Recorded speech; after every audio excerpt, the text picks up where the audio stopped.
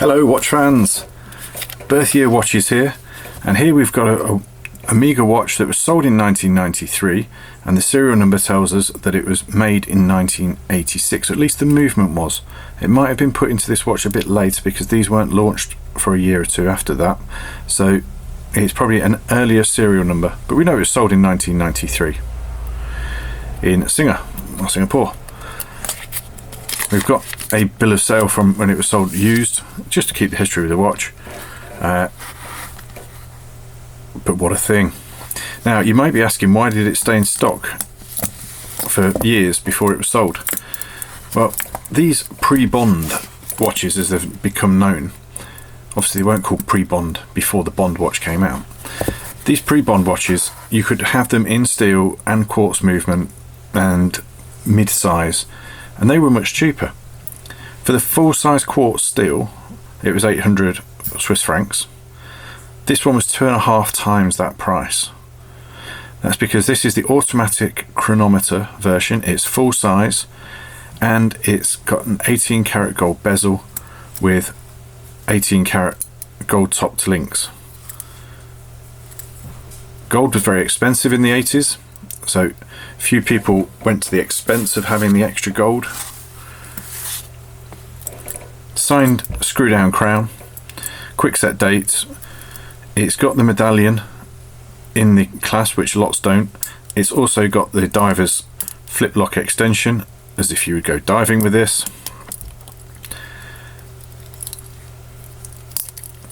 Condition is enviable.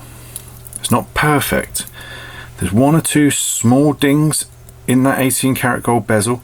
They are quite soft. I'm going to move the box out of the way, focus on the watch more.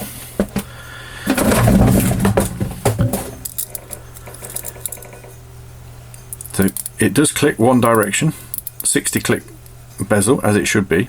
There is a small mark between 1 and 2 on the dial, and the hands have a little, what looks almost like they're a glitter effect, but I think it's some corrosion.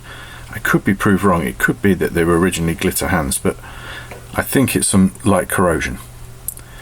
If you didn't notice it at first, it's probably because it's very hard to spot. We're just saying it's not perfect, but given the how few of these there are about, in fact mechanically it's running perfectly, cosmetically it's really good,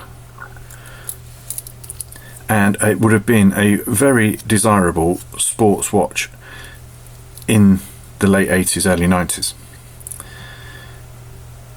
A lot of people wouldn't have been able to afford it then. There'd be a lot of people that can't afford it now, but there are people out there that are looking for these and have been looking for years. We've got the outer box as well as the inner box. It's got a long bracelet on it. I've actually had to move it in a couple of notches for my wrist, and it is a treat. Next step up would be a Rolex sub in this colorway, but then you're looking at 12 grand. This substantially cheaper than that, fractions of the price, and very, very desirable. You can see more on this watch at birthyearwatches.com, including a wrist shot and internal photos, and yeah, I'm quite taken. Thank you very much for watching. Please consider subscribing should you wish to see more cool vintage watches, and we'll do our best to put something interesting up almost every day. Thanks.